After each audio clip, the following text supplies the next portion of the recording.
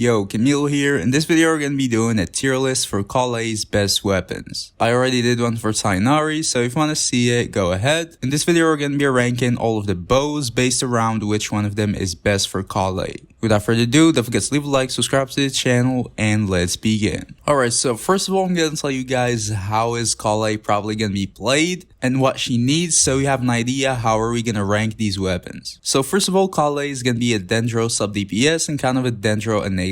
That's generally her role. I guess she can be played as a main DPS or whatever, but that's not really how she's meant to be played. Her main role is gonna be a sub DPS, she's gonna be doing damage of her own, and she's also gonna be a Dendro enabler. So for that, she's gonna need crit and attack. That's the usual stats for any normal character who wants to deal damage of their own.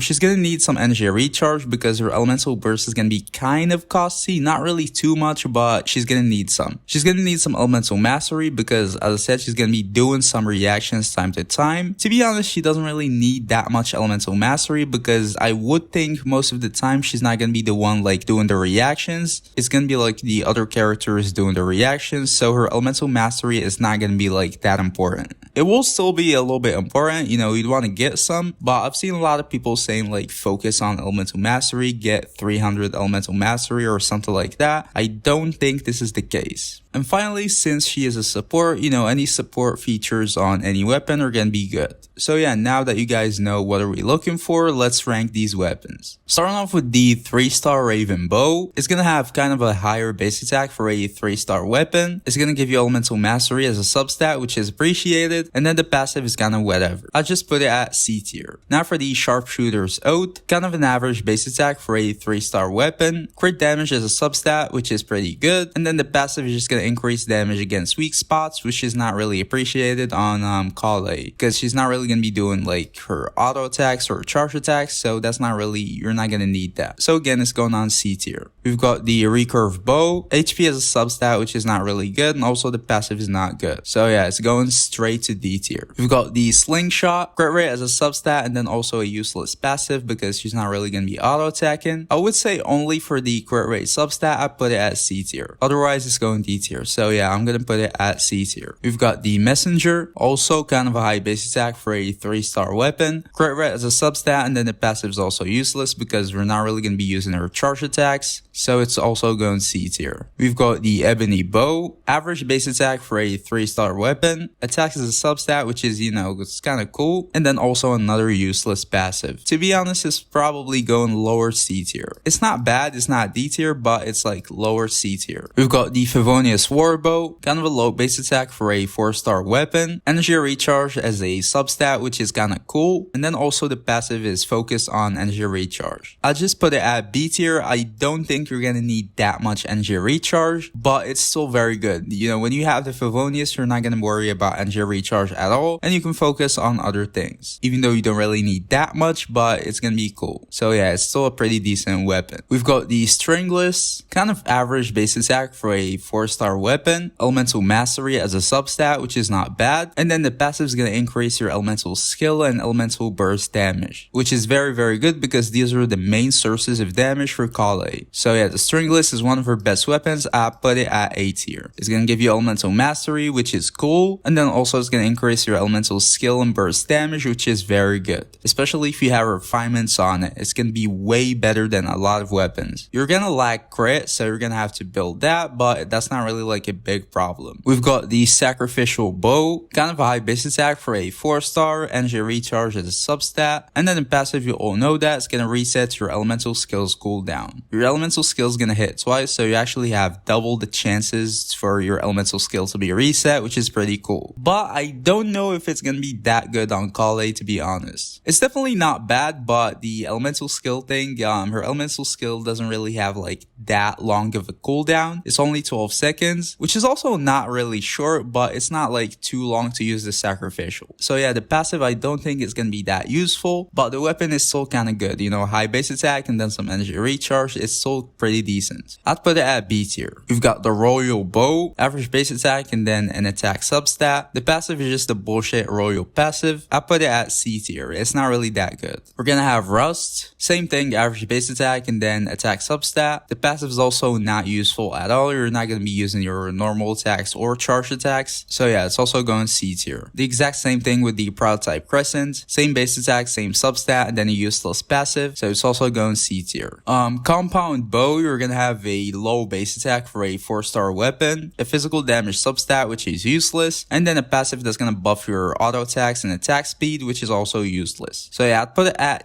D or maybe lower C tier. You know, it's probably D tier because you're not even gonna have like a useful substat, which is kind of a kill for this weapon. Blackcliff Warbow, kind of a high base attack for a 4-star weapon, crit damage as a substat, which is very good, and then the passive is that after you defeat an enemy, you're gonna gain attack. You're not really gonna always trigger the passive, but sometimes you might. To be honest, I would say it's kind of an average weapon. It's gonna help you with crit, stuff like that. I put it at B tier. We've got the Verdescent Hunt, almost the same thing, a little bit lower base attack and then crit rate as a substat. The passive is completely useless, but the weapon is still a decent stat stick. I would put it at lower B tier. We've got the Alley Hunter, a high base attack for a 4-star weapon, an attack substat which is cool, and then the passive is going to increase your damage bonus when you're not on the field. Collei is usually not going to be on the field, so this is very good. I would put it at B tier or maybe lower A tier. You know, I'd put it at lower A tier. It's still a very good weapon. It's not going to give you crit or elemental mastery, but it's still pretty good.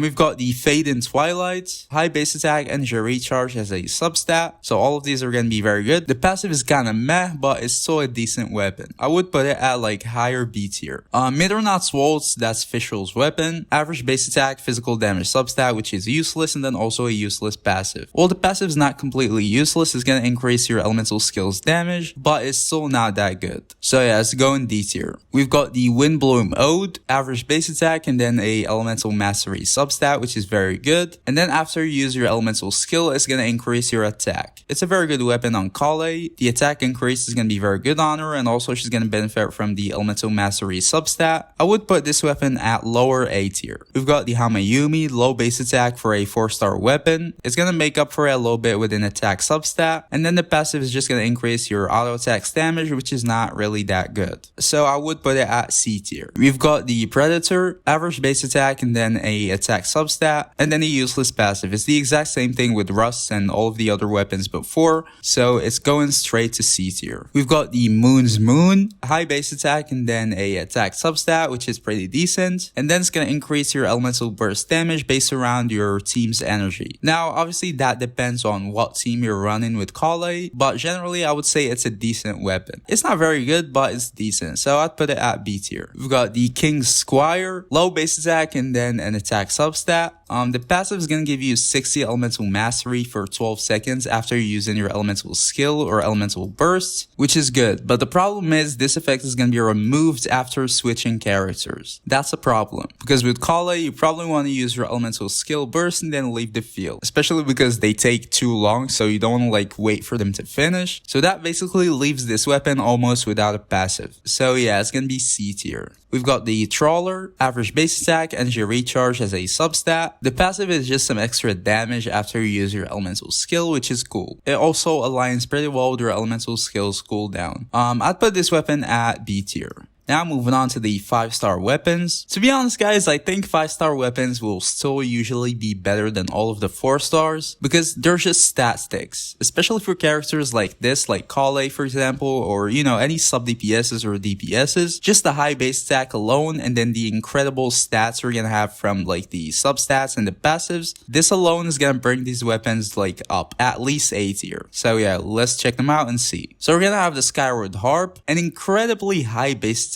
even for a 5-star weapon, and then also adding crit rate as a substat, and then also adding crit damage from the passive, and then you're also gonna have a little bit of extra damage. But yeah, it's a huge stat stick. I would say it's almost gonna be always good on any character. So to be honest, it's going straight to S tier. We've got the Amos Bow, an average base attack for a 5-star weapon, an attack substat, a huge attack substat too, it's not low, and then the passive is pretty much always useless. It's gonna increase your auto attack damage, which is not not really important on Collei. It's still kind of a stat stick for attack, but I wouldn't say it's that good. In my opinion, it's going higher B tier. You know, it doesn't give any energy recharge, any elemental mastery, any supports, anything like that. No crit, it's just attack, so it's kind of meh, but it's still a huge amount of attack, so it's still pretty decent. We've got the elegy for the end, average base attack for a 5-star weapon, energy recharge as a substat, which is very good, and then the passive is going to give you a permanent 60 elemental mastery, which is very good on Collei, and it's also going to be a supportive passive. It's going to increase your party members' attack by 20%, which is very good. To be honest, I would say this weapon checks all of the boxes, so it's definitely going S tier. It's one of Kallei's best weapons. We've got the Polar Star, average base attack for a 5-star weapon, a crit rate substat, which is good. It's also going to increase your elemental skill and burst damage, which is very good. Also, you're probably going to be able to have at least like 2 or 3 stacks of the passive, which is going to increase your attack by 20 or 30%, which is very good.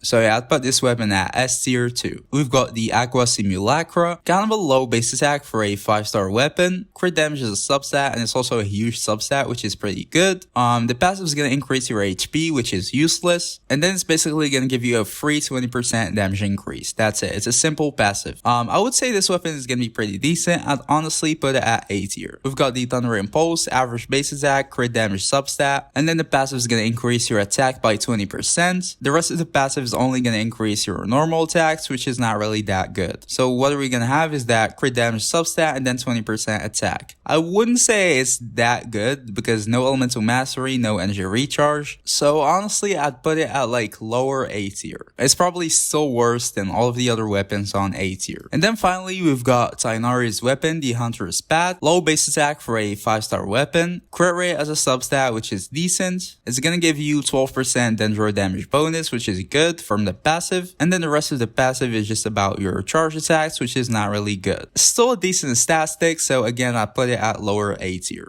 So yeah, this is the tier list, guys. I always say this, but S tier is like the best in slot weapons. A tier are like very good weapons on her that are going to be almost perfect. B tier are just like average weapons that you can use on her if you don't have any other weapons. C tier are like weapons that are definitely not good on her, but if you don't have any other weapons, they're still usable. They have like at least one thing that you can benefit from. And then D tiers are weapons that you should absolutely not use on her at all. So yeah, that was the video, guys. Please don't forget to leave a like, subscribe to the channel, and see y'all in the next video. Peace.